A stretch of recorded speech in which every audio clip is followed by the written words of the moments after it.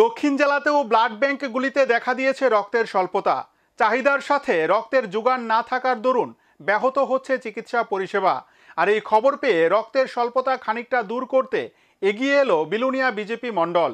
পূর্ব কলাবাড়িয়া গ্রাম পঞ্চায়েত কার্যালয়ে বিজেপি মণ্ডল আয়োজিত স্বেচ্ছায় রক্তদান কর্মসূচিতে অংশ নিয়ে রক্তদান করেন দলের কার্যকর্তারা।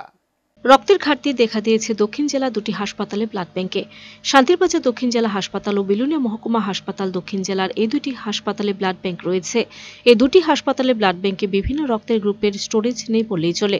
রক্ত স্বল্পতায় রোগী সহ মুমূর্ষু রোগীদের রক্তের চাহিদা পূরণ করতে গিয়ে হিমশিম খেতে হচ্ছে ব্লাড ব্যাংকের কর্তৃপক্ষদের। অন্যদিকে রোগীর আত্মীয় পরিজনরাও রক্ত জোগাড় করতে গিয়ে একেবারে নাজেহাল হয়ে পড়ছে। ব্লাড ব্যাংকে রক্তের ঘাটতি কিছুটা দূরীকরণ করতে বিলুনিয়া বিজেপি মণ্ডল এগিয়ে এলো রক্তদান শিবিরের মতো মহতী অনুষ্ঠান আয়োজনের মধ্য দিয়ে।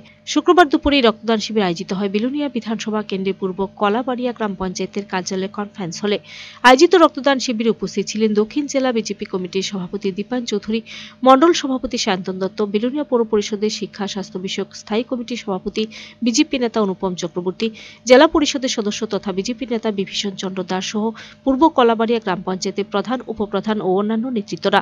সংবাদ মাধ্যমের মুখোমুখি হয়ে মণ্ডল সভাপতি শান্তন দত্ত জানান, বিলুনিয়া মণ্ডলের উদ্যোগে পূর্ব কলাবাড়িয়া গ্রাম পঞ্চায়েতে চলছে রক্তদান শিবির। বিলুনিয়া মণ্ডলের উদ্যোগে বিভিন্ন গ্রাম পঞ্চায়েতে হবে রক্তদান শিবির। সকলকে এই শিবিরে এসে রক্তদান করার জন্য আহ্বান জানান মণ্ডল সভাপতি Shantan Datta. Video report search India TNN।